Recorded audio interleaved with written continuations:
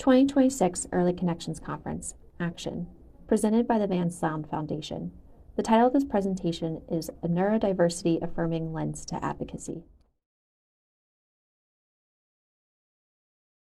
Okay, I am going to get started.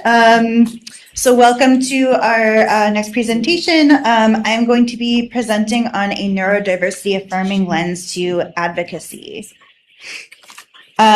So my name is Lauren Rosenbaum. I am an educational specialist and a nationally certified school psychologist, and I work here at Perkins in the lower school. And I am a white woman with brown and purple hair. Right now it's not that purple because of the second bullet point on my slide, which is that I am a mom to a 4.5-year-old who doesn't give me a lot of time to keep up with my hair. I'm a school psychologist of 12 years. This is my 7th year at Perkins. I also identify as a neurodivergent professional. And I am an active participant in pushing the field of school psychology toward neurodiversity affirming practices. So I am, in one of the things that I do among many is that I'm actually a co-coordinator. Sorry, we're having a little. Sure. Sorry. Okay. We're going to clear the screen so everyone can see your slides. Oh, okay. Okay. I'm sorry, Lauren. No worries. In just one moment. The captioning is on this other screen.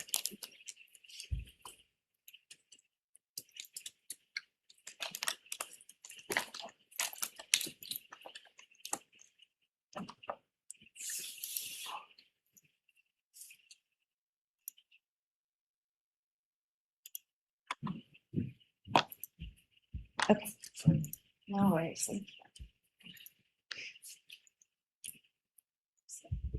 Okay. Awesome. Okay. All right. So I was saying I am an active participant in pushing the field of school psychology toward neurodiversity affirming practices. So among other things, I'm a co-coordinator of the neurodiversity interest group through the National Association of School Psychologists. So this is really a passion area for me. And I also identify as an advocate for children and education and disability justice, as I assume a lot of you are as well. So just a quick question about who the audience is. So in the room, at least, raise your hand if you are a parent or guardian of a child with one or more disabilities. Okay, 2. And a professional working with children with disabilities. Okay, so the majority of the room is professionals, and then if you're here for a different reason, okay, a couple people are here, also exhibitors, right? Yeah, okay. All right, so, I think I see a lot of professionals here, but this is really geared towards anybody who is an advocate, so you're in the right place no matter what. Who here is familiar already with the concept of neurodiversity? Raise your hand. Okay, most of the room, yeah, generally at least, okay, most of the room, but not everyone. And then who here identifies themselves as an advocate for a child or for children? Yeah, I'm seeing every hand go up, yeah. And so I love to see that because I think that, pretty much everybody is already an advocate, and I'm just going to be talking about one way of structuring advocacy and understanding it. So what you can expect in this presentation is I will talk about first disability and neurodiversity to just give a foundational understanding of where we're coming from, and then more thoughts specifically about advocacy, and then specifics about advocating through our communication, and then advocating through our supports and approaches that we choose to use, and then I'll give our some final thoughts as well to wrap it up. So first, I'd like to talk about disability and neurodiversity and that foundational understanding. So when we think about this, I want you to think about your own perspective. So think about the child or a child who brings you here. I'll try and have one person in mind. And think about what are some words or phrases that you might use to describe them. Does anyone want to raise their hand and give me like one word? I'll repeat it so I don't need to bring the mic around. Just seeing. Funny. Funny, yeah.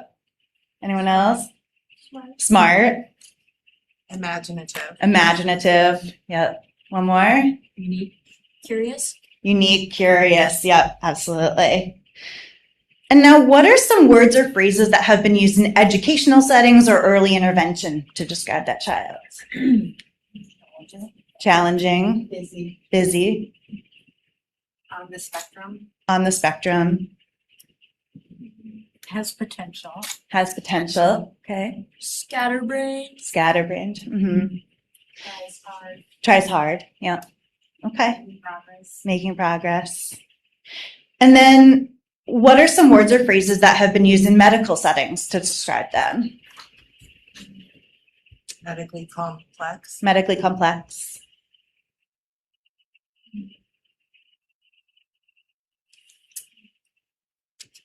An ultra hearing impaired, Sorry? vision impaired, hearing impaired. Vision impaired, hearing impaired.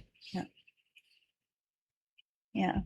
I'm already getting the sense that you kind of know where I'm going with this, that this is harder. And just, I want to think about just noticing those differences, right? The medical and educational terms, especially the medical ones, they're likely to be based more on what someone can't do, or on a label, a diagnosis, and versus, the way that you might think about them is based on their characteristics, their traits, this holistic understanding of just who they are and the interactions you have with them. So why are we talking about this? If you're a family member, families are bombarded with information about their children with complex or unique or low incidence needs. The information that we're given is often framed around deficits, especially in that medical setting. And professionals, if you're a professional, you're often the one that's providing the information. So the purpose of this presentation is really to offer an alternative framing and then to empower you to advocate to use it in whatever setting you're in. To be able to integrate it with however you already think or feel, right? I don't mean to say, this is the one and only way to think or advocate. This is the thing you have to do. I'm not the person to tell you that, but this is, I think, a way to give some more words and some more information about what you can do. So thinking about how we do talk about disability, based on what you're all saying already, I think you kind of might see where I'm coming from here. Medical providers tend to they have to really focus on a pattern of deficits because they have to provide a diagnosis. They have to provide a certain area that they are working on within their setting. Education settings also start with deficits because you have to identify a disability in order to provide services. And then they do tend to look at strengths and support needs, what the child is good at and when the child needs to work on. It's not always as balanced as you might want it to be, though. Groups of disabled people tend to build a shared identity. So people who have a similar neurotype or a similar diagnosis, they might build a community or an identity that they understand as being part of something. And then individuals may discuss their lived experience or might have their own experience of what it is like to be them as a person and a person who has the disability that they have, that being part of who they are, right? But understanding themselves as a whole with that being part of that whole.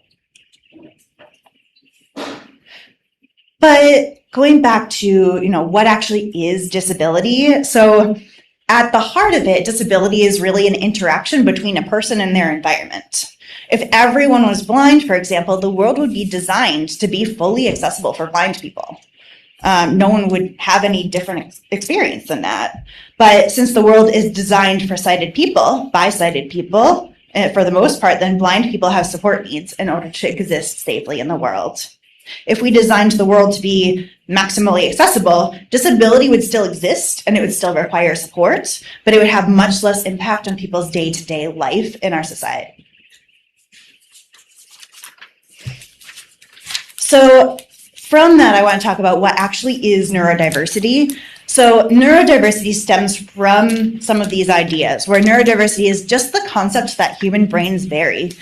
There's no judgment there. It's just a factual statement that there are differences in human brains. Neurotypical brains are considered quote unquote normal, and neurodivergent brains are considered different from quote unquote normal. Differences are not deficits. That doesn't, being neurodivergent does not mean that there is something wrong. It means that there is just a different way of, from what is typical, quote unquote. When we talk about being neurodiversity affirming, which is the title of this presentation, what we mean is accepting and supporting all brains. So a neurodiversity affirming approach means that, as our next slide will say, everyone benefits from it. All people benefit when we affirm all people. For example, CVI even is a brain-based visual impairment, so people with CVI can be considered neurodivergent. Some people with CVI consider themselves neurodivergent, even if they don't have another diagnosis that goes along with it. People with an ocular visual impairment may not be neurodivergent, but still benefit from neurodiversity-affirming language and practices. Neurotypical people still benefit from neurodiversity-affirming language and practices, because the whole point of it is that it works for everybody. As I was making this presentation, I thought the title of this is a little bit misleading, because when I say neurodiversity affirming, it sounds like it's limited to just neurodiversity in brains, but really everything that can intersect with neurodiversity can intersect with neurodiversity affirming practices. So all different types of human diversity will intersect with neurodiversity. That includes physical and sensory disabilities or other co-occurring disabilities. It includes race and ethnicity. It includes gender and sexuality. It includes language and communication. So truly affirming practices will positively impact all of those areas. So going from that, I want to go into thinking about advocacy. So the advocacy side of what this presentation is all about. When we think about getting started with what advocacy is, like I kind of started with, everyone here is already an advocate. Professionals have expertise due to study and practice. Parents and guardians have expertise from lived experience. Some professionals also might have their own lived experience with family members or themselves. And the child, of course, is the top expert. I say, of course, this might not actually always be the most obvious thing to everybody, but the child is the top expert in themselves because they're the ones living the experience. But they will need time and support to be able to communicate that, right? So, we're talking about early conventions. So a lot of times the people we're talking about are small people, right? They're still learning. They're still learning how to do all of these things, but they're still the expert. They're still the ones living it. Of course, there are a lot of challenges when it comes to advocacy. If you're a parent or guardian, you might not know what to say or what to ask, right? What questions there should be. You might not know why you're being asked a certain question and answer it in a way that you just think that's the way I'm supposed to answer it, when somebody takes it in a totally different way than you meant it. You might be trying to balance, like, am I doing enough? Am I doing too much? Am I that parent? You might be really having to navigate a lot of different systems, which can be extremely difficult. Navigating the early intervention system is different from navigating the school system, which is different from navigating the medical system, which is different from navigating community. There's so many different systems that you might have to figure out within all of that. Of course, the emotional aspect of it is so difficult it can be so difficult, right? It can be a big challenge because if you have this big emotional tie to your child, then it becomes very personal and very emotional to be trying to ask for what they need, especially if you have to push for it, especially if you're being told no or being told something that you didn't expect. And then, of course, there can also be barriers due to differences in culture from the system that you're working within or the people you're working with. There can be differences in your language, There can be differences in socioeconomic status, so a lot of supports might be expensive, and that can be a big impact and a big challenge area. There could be barriers due to not having a lot of external support from family or community. You could have other obligations, right? Trying to balance work and having a child, very, very difficult. As a professional, you might also face a lot of challenges in advocating for a child. You have to know what to say or ask again, right? Knowing what questions that we're asking. Are we asking the right questions to get out what that person really needs? That can be challenging. We might have variability and expertise. You might be working with a child that you don't know a whole lot about what they're dealing with, and that might be something that is more of a barrier for you.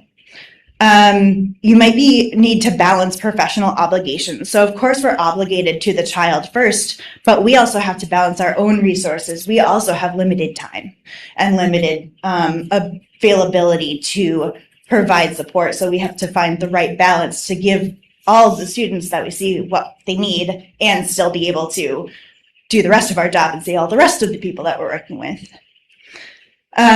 Related to that, trying to be equitable, trying to provide similar amounts of support to everybody, even with maybe the family that has a lot more resources and is able to spend a lot more time and knows a lot more and can advocate more ably versus a family that does not have those resources and cannot do it. But trying to be equitable in that way can be really challenging.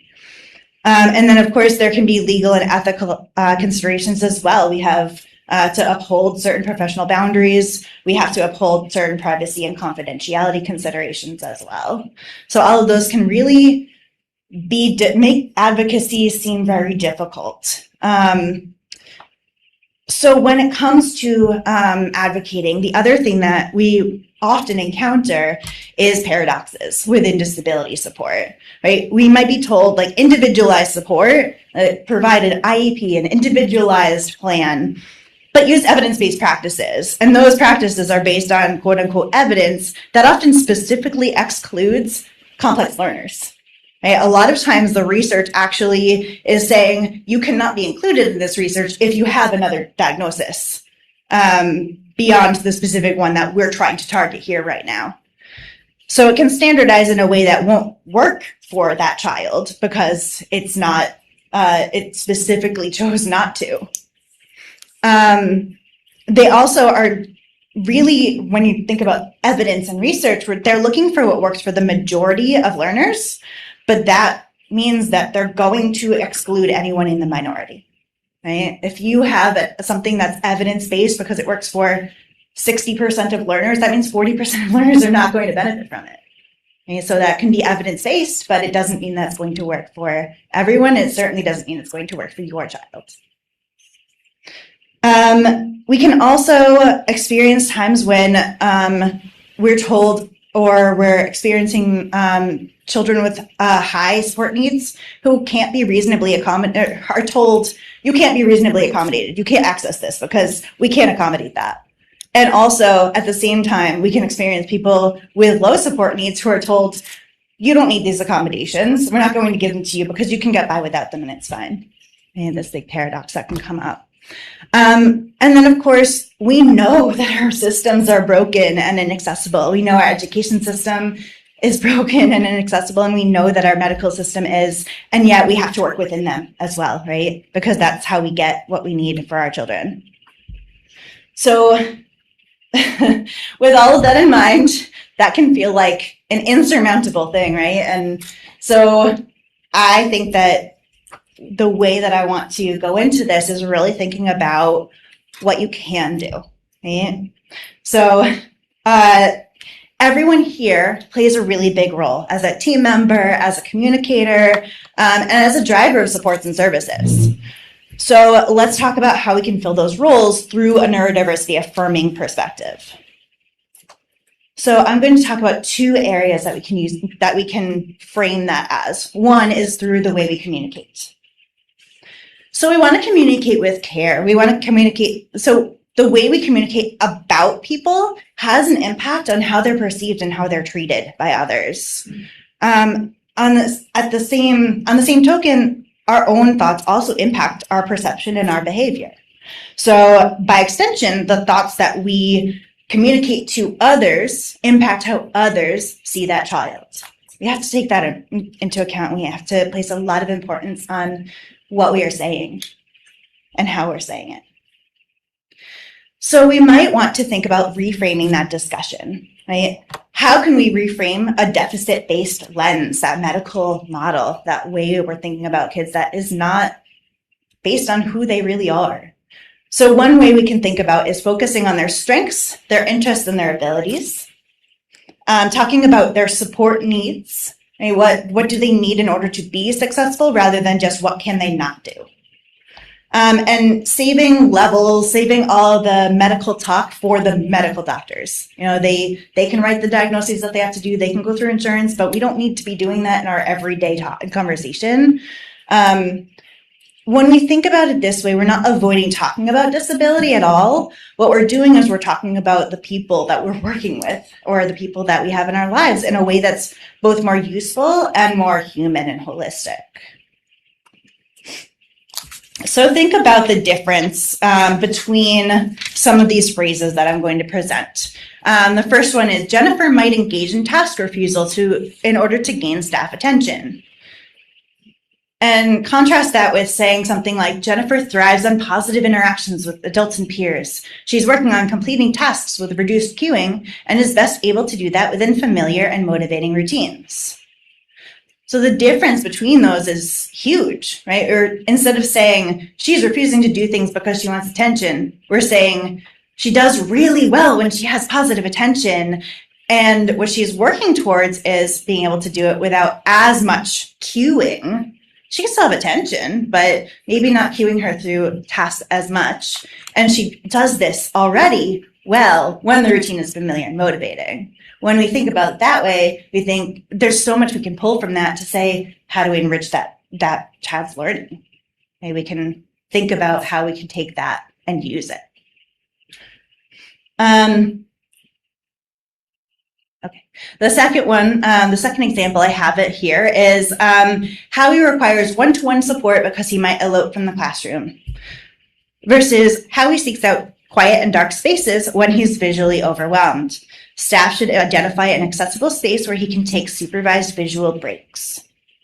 And so again, we're moving away from talking about what the problem is, right? There's this problematic behavior and talking actually about why is he doing this and what does he need in order to support that need.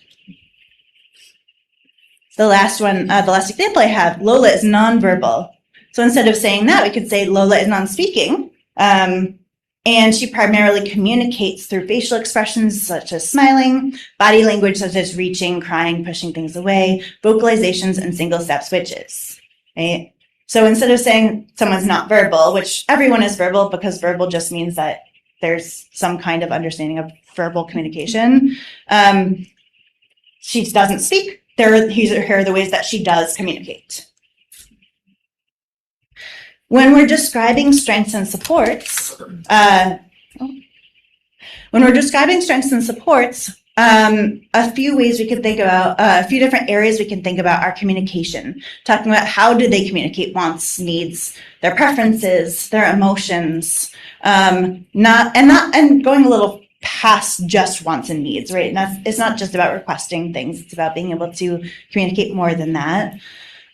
When we think about AAC use, keeping in mind that AAC means augmentative and alternative communication. So in other words, that AAC can be any tech that either augments the way that the person communicates using verbal speech or provides an alternative to that. So many types of AAC, there are many types of AAC. Some of them are used to take the place of speech for a child who cannot use speech, and some exist alongside it.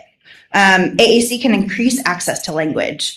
And just a note here for anyone who might have come across it, don't worry that it might stop somebody from using verbal speech, because it's the opposite. It supports learning of verbal speech or any kind of speech, any kind of verbal skills. thinking about comprehension. So talking about maybe what do they understand best? What needs to be taught in a different way? So for example, do they learn best through doing something? Do they learn best through hearing it? Do they learn best through music? Do they learn best through routines? And what needs to be taught in other ways? When we think about physical strengths and supports, we might think about how does that child use their body and what do they need in order to access things. When we think about behavior, this is such a huge area, and I'm only going to quickly touch on it, but always remember that behavior is communication, at least usually. There are a few exceptions. There's dyspraxia, which is like lack of motor control. There are tics or medical factors that can be unintentional movements and are not communicative. But for the most part, behavior is communication. Problem behavior, quote unquote, is generally a way of expressing an unmet need, something that person needs.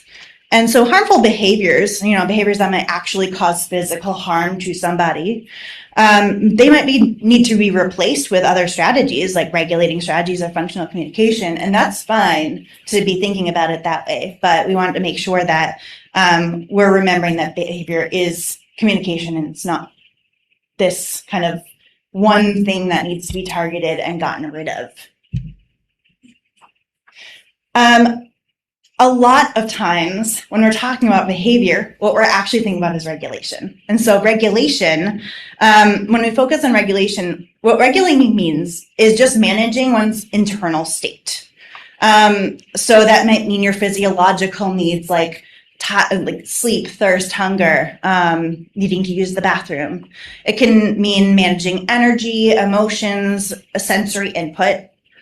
And when we exist in a society that's not created for us, right? When a person with a disability exists in a society that is not created for the way that they experience the world, it's going to put higher stress on their regulation systems. So it's very common for our children with disabilities to have challenges with regulation. That's because of the world around them. It's also extremely common for regulation to fluctuate. So someone's best can vary day to day, just like probably anybody's, right? Everyone's regulation can vary from day to day. And of course, this goes back to the idea that all of these ways of approaching things are applicable to everybody, right? So everyone's regulation can vary day to day. When we're dysregulated, it can be harder to access skills that we normally could access. So it might be really difficult to show something that somebody might say like, oh, I know that you know how to do this. If they're dysregulated, their brain is not able to do that. It's important to think about regulation as both co-regulation and self-regulation as being valid. So co-regulation is regulating with someone else's help. Self-regulation would be regulating independently. Both of these are okay. A lot of times we're told like that child, you might experience a time when you were told that child needs to learn to self-regulate. They didn't ask for their strategies. They should have gone to find a fidget, whatever it is. But needing support to regulate is okay and should be seen as okay if that's what the child needs. And finally, I have a note here that meltdowns are not tantrums. Meltdowns are also very common. In the vision world, we hear about CBI meltdowns all the time, but they can really happen for anybody who has differences in the way they regulate. So a tantrum is really a goal-driven communication. Children have some control over a tantrum. A meltdown is a response to having some kind of internal overwhelm, for example, sensory overwhelm, like visual overwhelm, but it can be other types of overwhelm as well. And in that case, the people experiencing that don't have control. They don't have as much or maybe any control in that moment, and they just need the space to calm. So trying to make sure that all of this language, the way we're talking about these things, is being done in this way. When we talk about social opportunities, I think that it's very common for people to say children with disabilities should be included because they are an inspiration to the other kids around them, or they're teaching the other kids patience and kindness. But actually, children with disabilities deserve to be included because they're children. So authentic opportunities to socialize are going to be the most affirming way for the child to socialize. So that might mean meeting the child where they're at. It might mean they're just observing and listening to the other people, the other children around them. It might mean that they're playing in parallel play. It might, or reciprocal play, whatever they prefer. It might mean that they have interests that are considered quote unquote younger than their age, or not typical or repetitive. And all of those things are valid and okay ways of socializing. So there are always going to be other people that socialize in that way. And if we can help everyone understand that all of those ways of socializing are okay, rather than trying to tell our disabled students or our neurodivergent students that they need to socialize in the way that other people do, we're going to get a lot further. Traditional teaching of social skills, quote unquote, really only teaches people to act in this neurotypical way. But when we offer those authentic opportunities for them to use the skills that they have, their neurodivergent skills or their neurotypical skills, whatever way they socialize, when we allow them to use those skills in a social setting, that's when we really get somewhere, and that's when they really have these opportunities to have a good experience socially. Making sure that other kids understand that it is okay that they're doing the way that they're interacting the way they are. When we talk about the future, I've taken a quote from Jess Wilson from Diary of a Mom on Facebook. If you don't follow her already, please follow her. She's great. She always says, "Now is not forever, and never is a load of crap." So, in other words, what is happening right now is not what's going to happen forever. Especially, again, we're talking about early childhood. That's not, everyone grows, right? Everyone learns, everyone develops.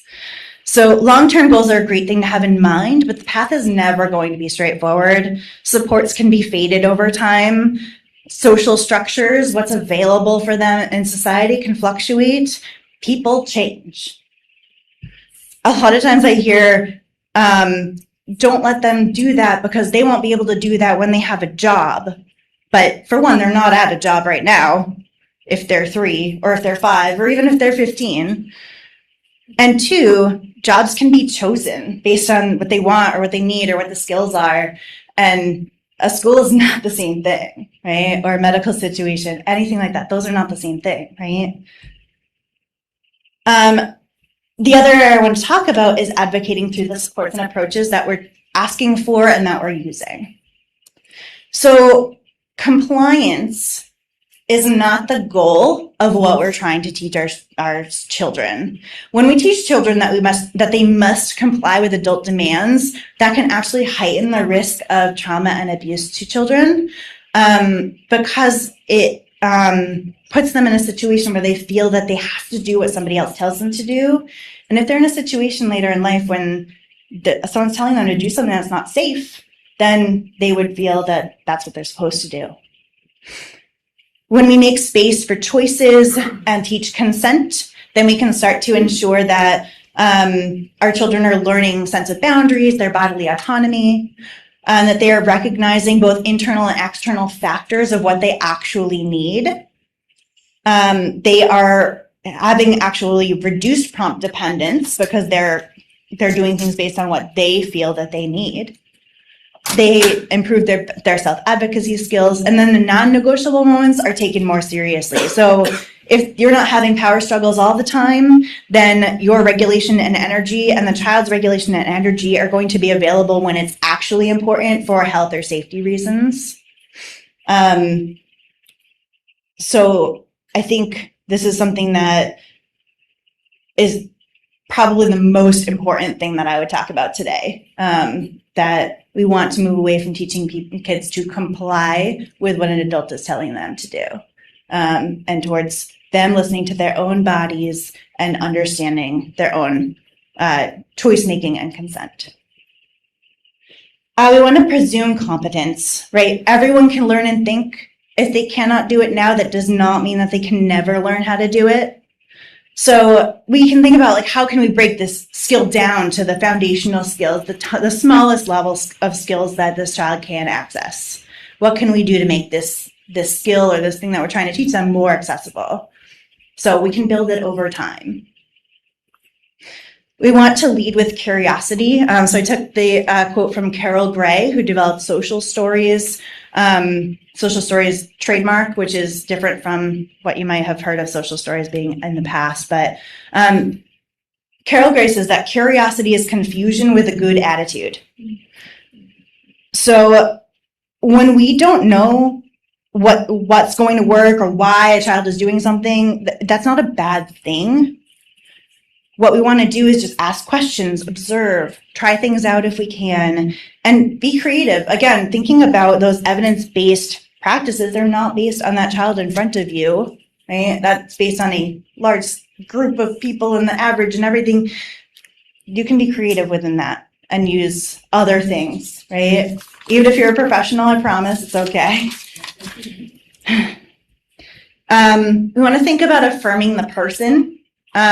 So honoring all communication, which means acknowledging, responding to it, validating it, respecting it. It doesn't necessarily mean agreeing to everything. Right? We're not saying, you want a break? Okay, let's take a break, even though we just started. But we can say, I heard you want a break. Let's do 2 more, and then we can have that break that you asked for. Affirming, I heard you, right? And we will do it. Here's the expectation, right? Here's what you can know is going to happen. We want to teach alternative functional communication simultaneously while we're teaching something. So, if a child reaches for something, you can model either saying in speech or using AAC to say, oh, you're saying, I want to eat that, right? And give them the food, right? You don't need to withhold it until they communicate in a different way because they've already communicated it.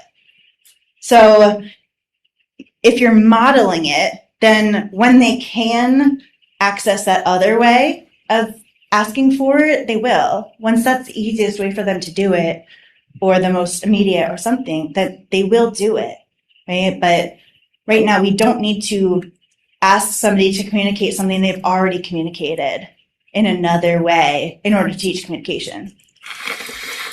We want to make sure that we're earning and building the trust of our learners, and we want to make sure that we are respecting their intersecting needs and identities, as I spoke about earlier.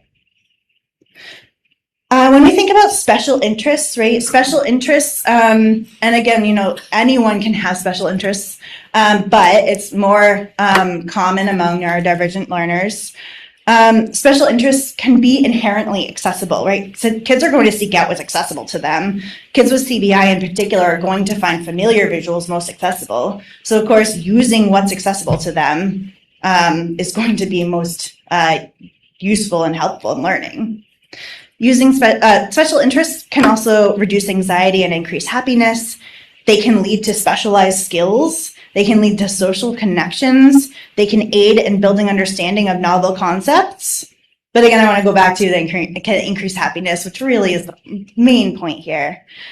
But we can use special interests in a way of integrating them into learning. Using them as motivators or rewards can backfire because that can actually reduce intrinsic motivation to do a task, or it can increase anxiety over finishing the task or increase their rushing without actually understanding. They'll just repeat something rather than actually understanding it. So I gave an example of a way I've done this, where I had a student who loved Mickey Mouse Clubhouse and was learning to request regulating strategies. So we used Toodles from Mickey Mouse Clubhouse, which is a Mickey Mouse. I have a picture of him on the slide.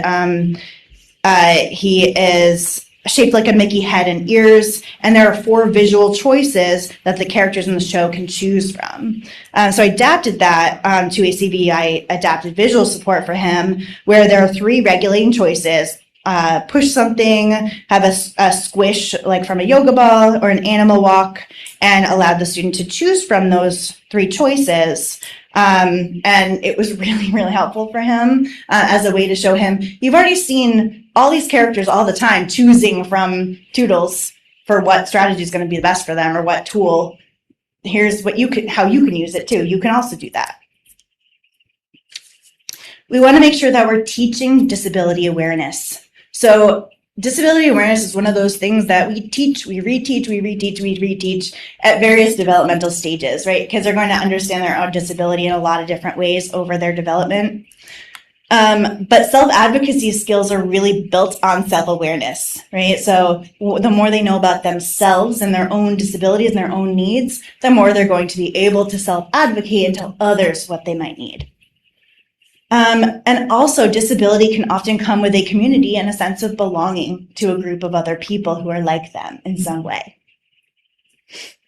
And again, when we teach this through everybody, not just neurodivergent people, but everybody, then everyone can understand that disability is part of life and disability is around us and that that's okay, right? And the more that kids grow up to understand that disability is a way of being and that's okay, the more that they're going to be accepting the disabled children in their lives, the neurodivergent people in their lives, the neurotypical people in their lives. Some of us maybe need to work on that part a little bit more. So really, I think it's a really important thing to remember. In the end, I think this is probably this is the last real new slide. And I think this is kind of envelops everything I've been talking about this whole time, which is the idea of autonomy over independence. So independent living is not doing things by yourself. It is being in control of how things are done. That's a quote from Judy Heumann, who was a disability rights advocate. So everyone needs other people, right? Interdependence and community are as important as independence. Some people are never going to be fully independent in things, and that doesn't have to be a barrier for them to being able to make their own choices and do the things that they want to do, as long as they are still able to have self-autonomy and be able to make their choices and tell people what it is that they want. What's crucial is that they have the power over their own life decisions and goals. So if we're working from all of the things that I've already talked about, trying to frame things in this way from, throughout the child's development, in this way, then I think that we can get towards autonomy for our students so much more than some of the traditional ways. So my final thoughts, just kind of wrapping it all up, you are already an advocate. The way that you're communicating about a child can really have a meaningful impact on their trajectory because it impacts the way that others see them and you and the way they see themselves. And you can advocate for supports based in affirmation and autonomy. All right. And that was all of my slides. Next is going to be the Q&A. So we'll take in-person audience questions first, and then questions from the Zoom audience. For in-person people, please raise your hand and we'll bring a microphone to you. If you're a virtual attendee, please enter your question in the Q&A. And if we don't have time to answer all the questions, I'll do my best to follow up with answers after the conference. Thank you for your participation.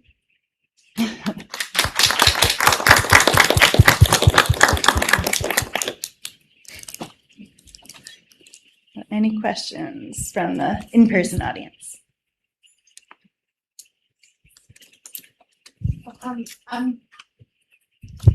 wondering how you might start a conversation on this topic, and I guess schools that have a more traditional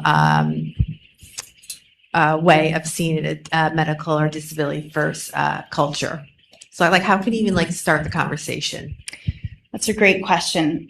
Starting a conversation about this can be challenging.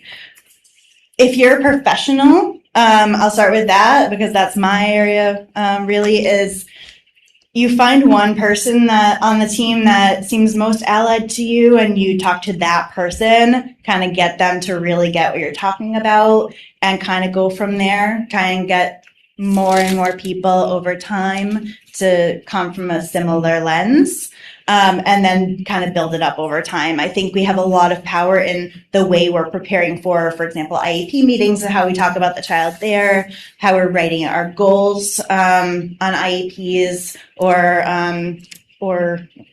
IHCPs, I think, for the younger kids. Nope, it's something else. Yeah, thank you. So, we do have a lot of opportunities to think about how we're communicating. And then, of course, again, like using the practices and then using our consultation time and modeling time to show other people how we might use it. But I do think that it can take a long time to be a part of that culture shift, unfortunately, in a system like that. When it comes to a family, I think the way that you prepare your child's team about your child can be really powerful. Again, some people will provide a sort of strengths-based one-page overview about their child, their interests, their strengths, some of the things they do. I think that's really helpful. One of my favorite things, though, that I think has had the most impact on me as a professional working with child is seeing videos of the child at home and the things that they're capable of doing, and the way that you might talk to them. I think that's been really, really helpful for me to really be able to get an idea of what the way the family wants to or successfully does interact with their child. We probably just have time for one more question. The next session starts at 3:20 in Dwight. That's a little bit of a walk. All right, so one more question. As a school psychologist, how do you bridge the eligibility being a deficit, but keeping your educational report neuro-affirming? Thank you for asking that question. That's one of my favorite areas to think about and talk about. I've worked really hard and continue to work really hard to find the right language and the right ways to talk about these things. But I think that within the official IEP document, you have to identify a classification, a disability area of the child. And then in the report, you can kind of go wild. You can kind of say what you want to say. There are things that we have to stick to. So I have certain ways of having to phrase things in order for, say, adult services to get involved, things like that. But at the same time, I try really hard to make sure that I am framing my report as strengths, interests, support needs, and trying really hard to not frame it as like, here are just all the deficits and the standard scores and that's it. Right? But again, it's for me, it's been a progression, something that I love. For a lot of other people, it's something that they have not yet started on that journey. So unfortunately, it doesn't happen everywhere. But I'm trying to make it more prevalent. Some of us are trying. I'm not the only one. So I think there's hope, but yeah. We need one more. Was that the one more? We could do one more. One more. I just have a question on preparing families for IEPs. So the transition from early intervention to the IEP, to school-based services, when we deal with a variety of school districts. We're in Massachusetts, and each district interprets certain key phrases differently that would then qualify or not qualify children. And I find it, for us, it's off-putting. For parents, it's scary because it's like a toss-up whether or not kids are going to qualify or not qualify for services based on their interpretation of the information that they got. That also then leads to them deciding what classification they're going to put on there. Is that a clear question? I think, yes. It's I like think I know what you're getting semantics, at. right? It's So challenging. personal experiences, my son from his neuropsych had said recommending an individualized plan. And because the neuropsychologist did not put individualized education plan, they said he didn't qualify for an IEP. It had to be a 504. So things like that and preparing families, because I know the field and walked into that meeting being like, oh shoot, can I just have her change the write-up and then I'll come back? Yeah. right? Like preparing them for all those nuances. Yeah. I think that's one of those times when it comes back to you are part of the team and you are one of the advocates on the team. And, you know, the more familiar you are with the system, of course, the easier. But being really careful with the communication we're using. So, for example, if the neuropsychologist said that, you can also come back and say, but the neuropsychologist's recommendation is not binding to the IEP team. So let's have a conversation about that, right? Like being really aware of the language that we're using and the way we're intending it, and then describing it, because again, like I think everyone communicates differently. You know, it's not just neurodivergent people who communicate quote unquote differently. If you feel like they're not communicating or using the words the way that you would, keep explaining what you meant, right? And you can keep trying to frame it in a way that is going to help them see your point of view. I think you don't ever have to let the conversation stop, even if they're trying to. I know that part's so hard, but even if they're trying to, you can still keep going. So I think that's the best I got for now. Thank you for attending the 2026 Early Connections Conference. Action. Scan the QR code in the center of the screen for more sessions.